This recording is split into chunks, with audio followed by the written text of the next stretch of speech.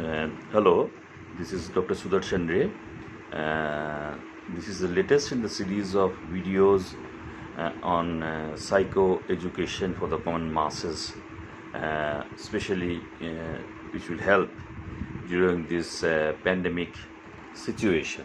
We are discussing psychiatric topics mainly aimed at educating the masses, the common people, so that they are better equipped mentally to handle the pitfalls which are actually posed by this pandemic.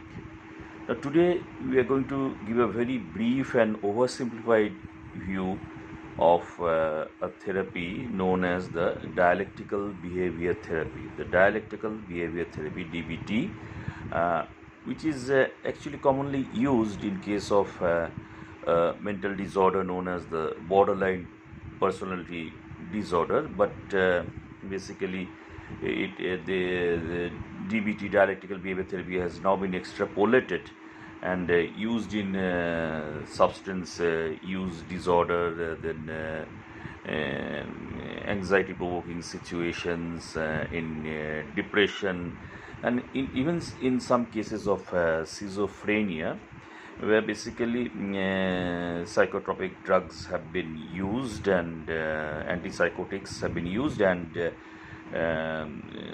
cases of schizophrenia in which basically the person has been stabilized on drugs, even in their cases, in certain cases of course, dialectical behavior therapy can be used, especially related to anger management and otherwise. I mean, the comorbid conditions, especially related to which are existing with the schizophrenia.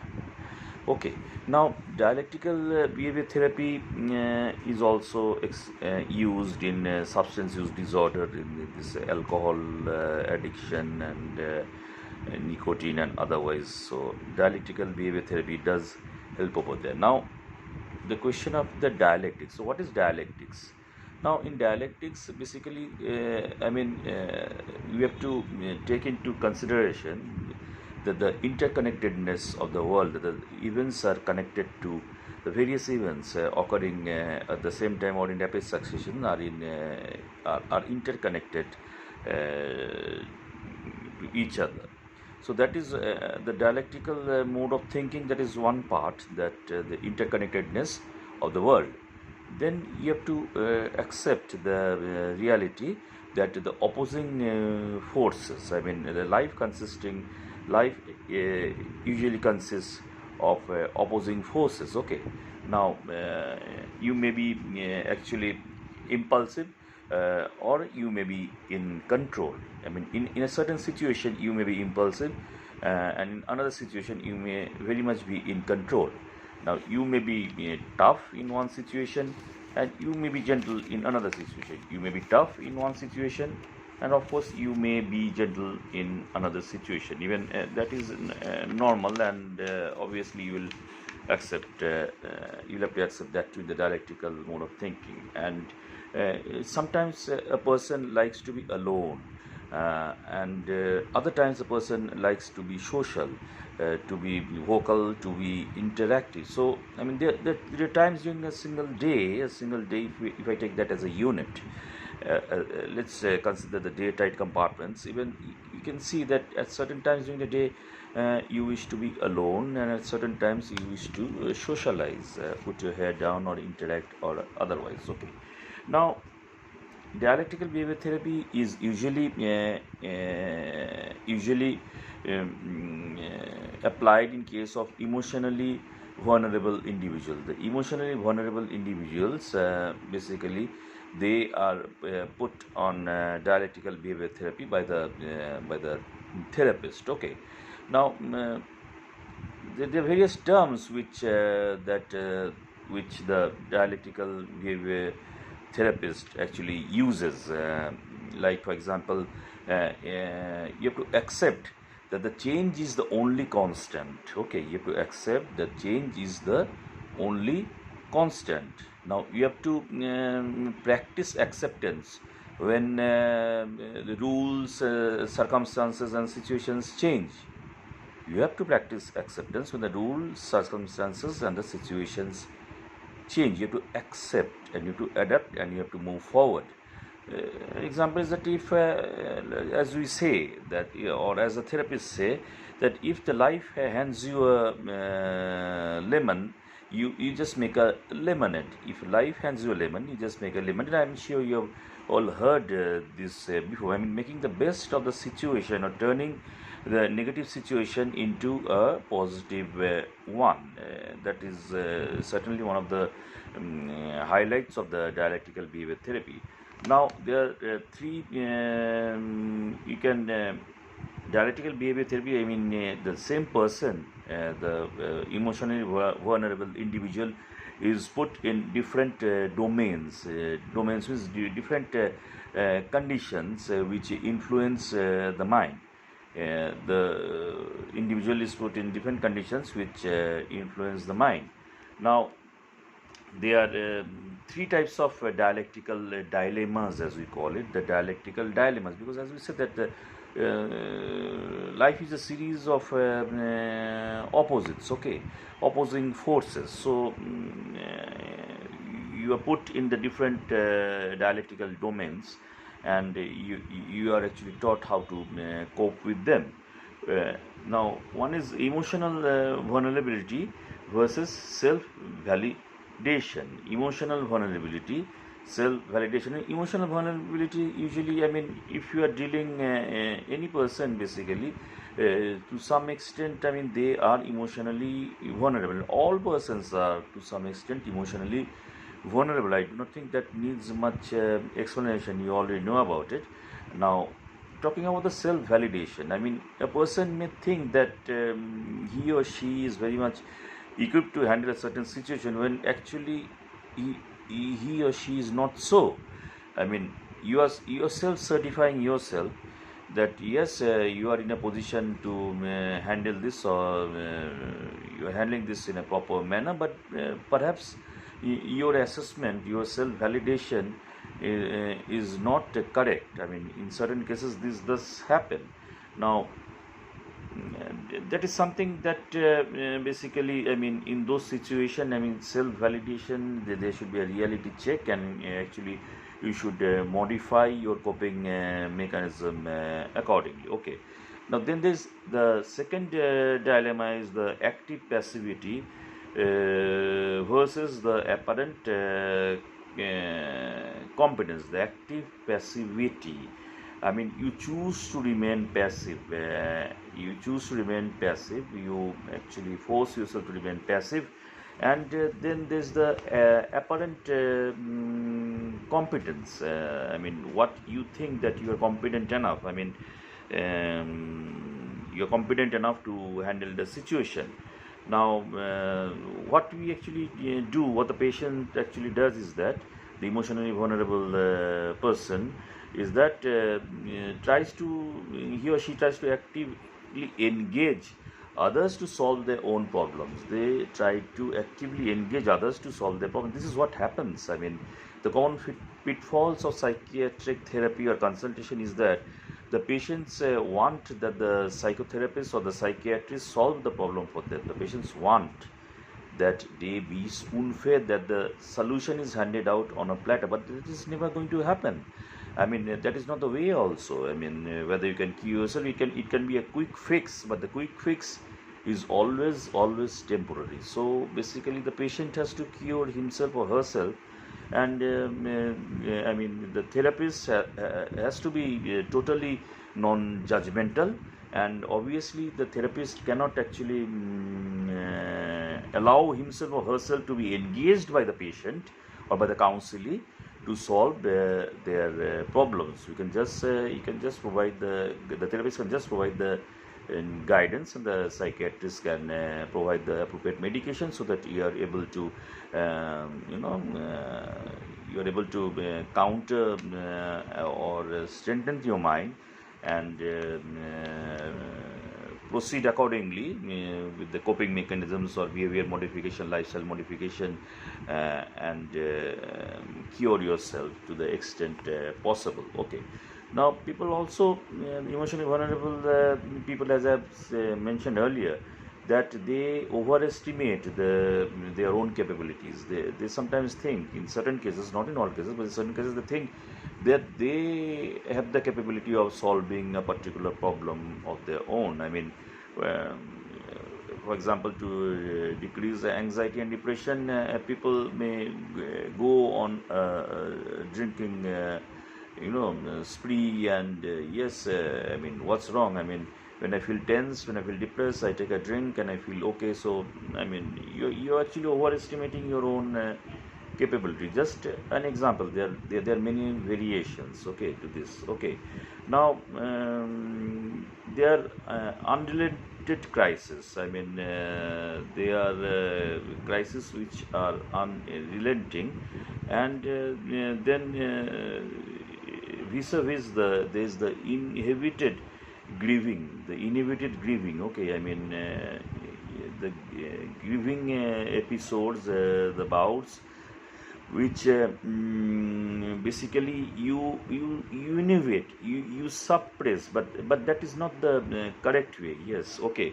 Now you're thinking about, I mean, every day, your lifestyle, your coping mechanisms. On one hand, the emotionally vulnerable individual spends too much energy in living his or her daily life, in coping with the problems of his or her daily life, and there's hardly any energy left at the end of the day. I mean, too much energy is being wasted on that. But vis-a-vis, as I said a little while earlier, that there's inhibited grieving also. I mean, you suppress your grief. Even that basically is something you should realize, that that is also something which is a very defective coping mechanism, that you suppress your own grief, you inhibit your own grief, because that is a situation of self-denial which is not going to help you at all. Now, the therapist also, I mean, dialectical behavior therapy, the therapist also has to be non-judgmental, as I said, totally non-judgmental. Not only in dialectical behavior therapy, in all other therapies, the therapist has to be non-judgmental. In this case, the psychologist, the counselor, has to be non-judgmental. And in case of dialectical behavior therapy, the contradictions are there in case of the therapist also. I mean, they may be oriented to change, or they may be oriented to accepting the deficiencies of the patient. I mean, they may do either. They may either be oriented to change the behavior of the patient, or they may accept the behavior of the patient and modify the therapy accordingly, so that within that set of behavior, the patient can actually cope with his or her mental problem. Okay.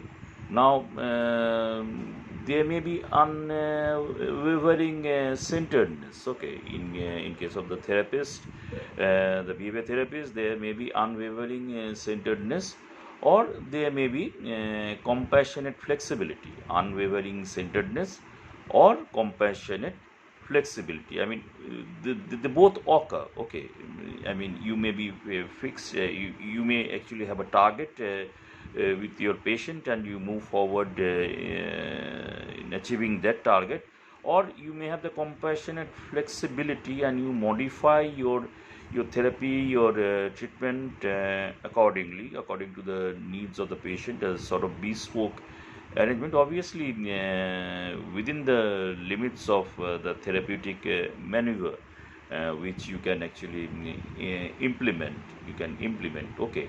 Now, also, you may be a benevolent and demanding therapist. You may be benevolent and demanding therapist. You may demand something, some cooperation, let's say, from compliance from the patient. Even that is okay. Or you may actually go for validation. I mean, validation of the patient's thinking, okay, of the patient's thinking, and then basically the therapy progresses accordingly.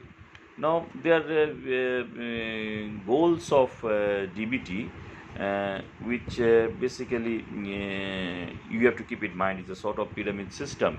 I mean, you have to see that the self-harm behavior, of the therapy of the patient, basically, you have to work towards decreasing that. Okay, and you have to see, I mean, self-harm behavior, like suicide or self-injurious behavior. You have to see that that thing is decreased to the significant extent, and obviously then the next item, the next step in the pyramid follows. That is the quality of the interfering behavior. Okay, the quality of the interfering behavior, I mean, that has to be taken care of. The interfering behavior usually, is a psychiatric disorder. It may be this substance abuse, it may be depression or otherwise anxiety. So that interferes with the quality, of life, and so that has to be taken care of.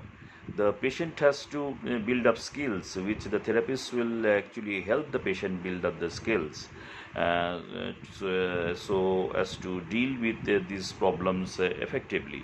Okay, the any sort of trauma has to be decreased. The trauma in the life of the patient and traumatic experience, the intensity have to be decreased, and the patient's self-respect has to be increased. The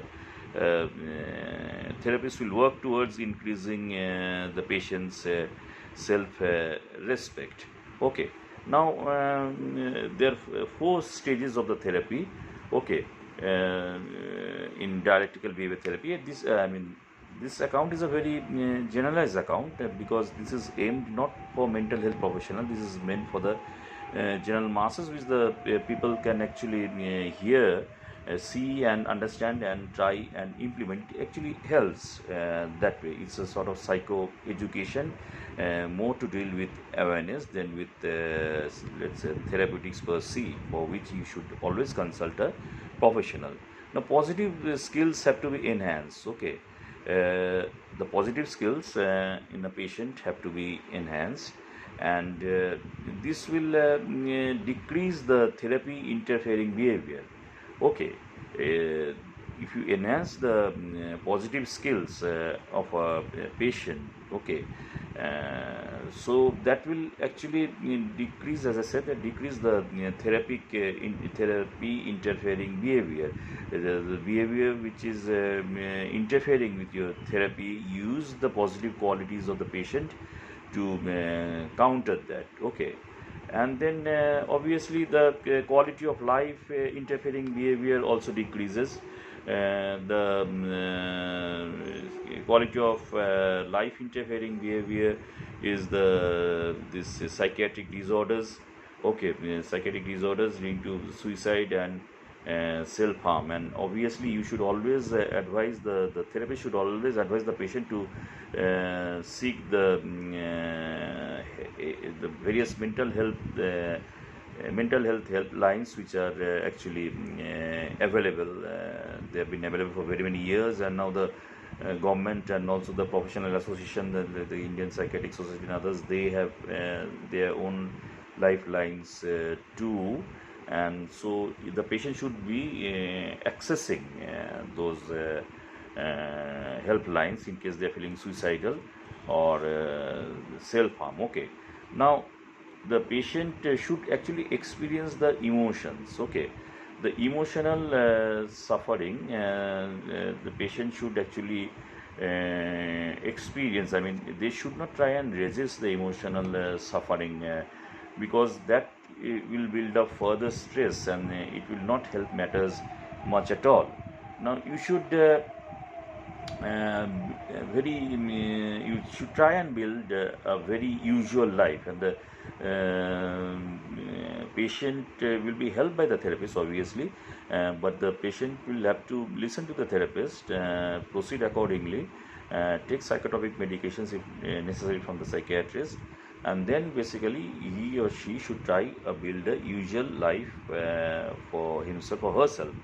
Now that is obviously you have to, the patient has to achieve self-respect. Okay, I mean should have confidence, not overconfidence in one's own capabilities. Okay, so and should have that should always take in think that yes, I have self-worth and I am worth the respect, and obviously I respect myself, my calibers, my positive qualities, and I have the caliber to cure myself and lead a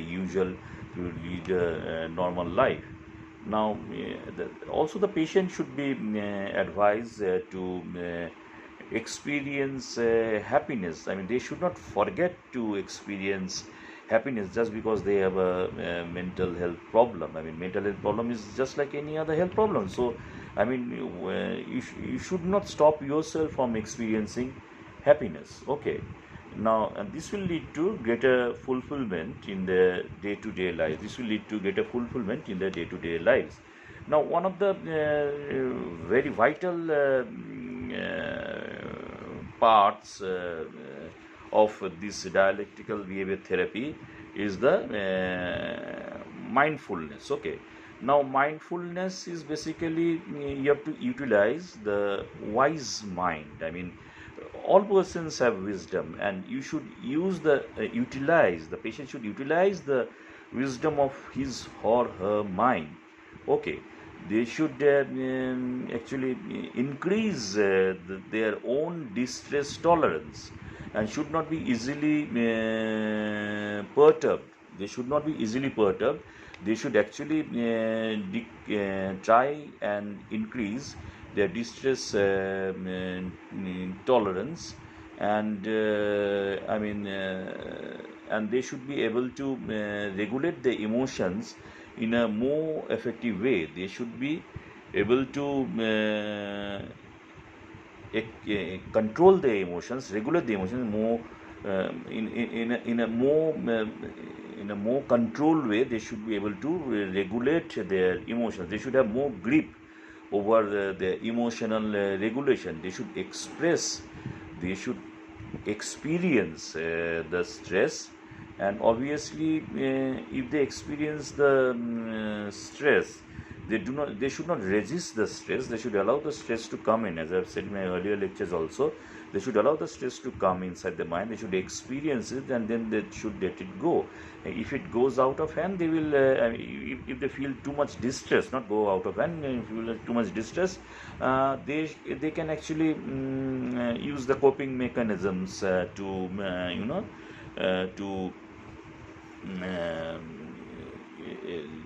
decrease the unpleasantness, the feeling of the unpleasant feeling which people actually feel when they experience stress. But they should never try and resist the stress from coming in, because that will actually increase the stress. Okay.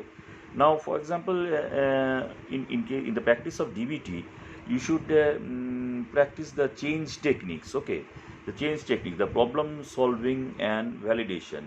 The problem solving and validation, they should actually try and put into practice, and the inherent values within one's mind, the positive, the intelligence, the wisdom, they should actually, the patient should try and utilize them effectively. Okay.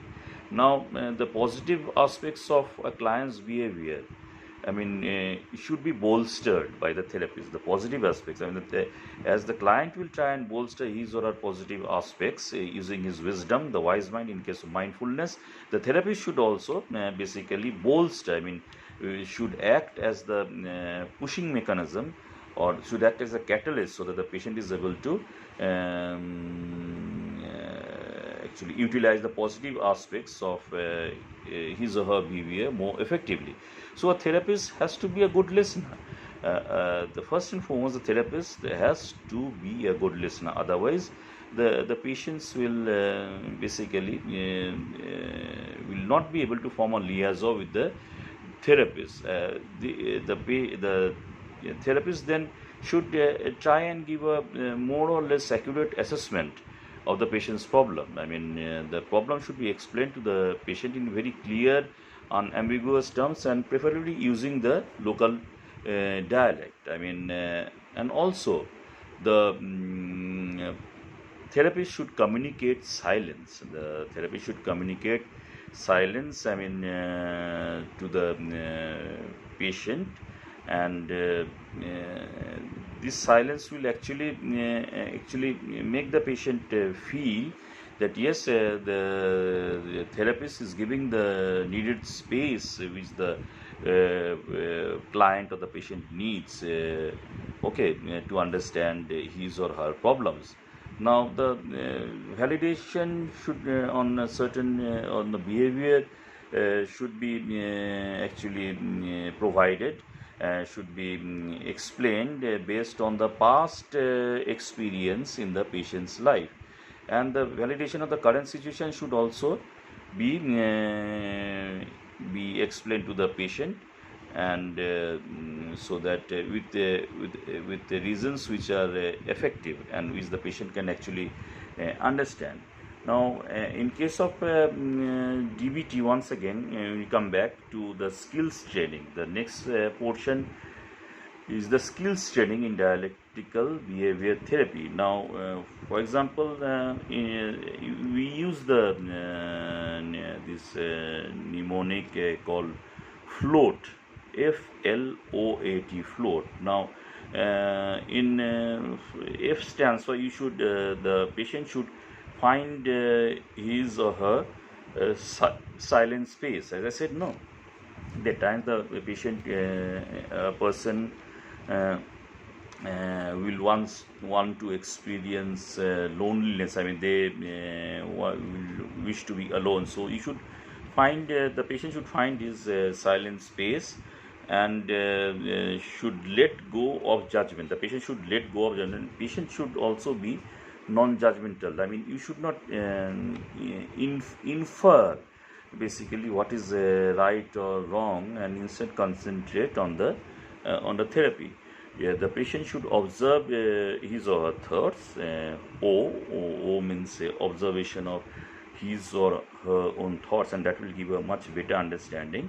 Then comes A, the awareness of the environment. The environment is the immediate environment, the society in which one finds himself or herself in. So you should be aware of the environment in which you are existing, and obviously this awareness will actually help you to get a reality check on your situation and proceed accordingly. Then I mean, you should the patient should also enjoy the environment. I mean, this acceptance of the immediate environment one is in. I mean, once you accept, as I said, accept and adapt, then basically once you accept, you try and maneuver and manipulate your own mind so as to cope and fit in with the immediate environment. So you should actually enjoy the environment. Now, as far as the mindfulness is concerned, I mean, as I think I've said in earlier lectures, you can actually experience, you can actually in order to decrease the stress or interrupt any sort of thoughts which perhaps gets too interfering or too close for comfort. What you can do, you can close your eyes, and prior to that you can see what are the colors in this room. Then you close your eyes and then think of all the colors in this room, say the red, the white, the blue, any colors which you see. So you can think when you are feeling stressed, when you are feeling depressed, when there are suicidal thoughts, You actually think about the colors in the room, close your eyes and then recollect the colors. You can think about the various sounds in the room, and once again you close your eyes and you recall the sounds you see in this room. Even you can actually think about the various smells which are present in your immediate environment. You can think about the various activities of the day, and you can recollect those activities after closing your eyes. So all these basically will help you decrease the intensity of the sadness or the anxiety. Okay, so and from incompleteness you should go for completeness. As I said, the connection has to be made. All the events in your life are interconnected, and so the connection you have to make. You should not actually try and not try and interrupt any sort of interconnections which can be made. Okay, now you can actually build these connections. You can build the connections and with the other members of the with the community. I mean, you should actually try and build communications with the community in which you are in. So I mean, basically, do not think yourself to be a singular entity. You should actually think yourself as part of the community, and in that way you should basically try and work towards not to be a sort of misfit in the community. I mean, mental health patients are generally perceived as misfit in the community, and hence the social stigma. So if you try and connect with the community, other members of the community and otherwise, basically, then your acceptance of them and their acceptance of yours will actually increase, and obviously the ongoing capacity for joy that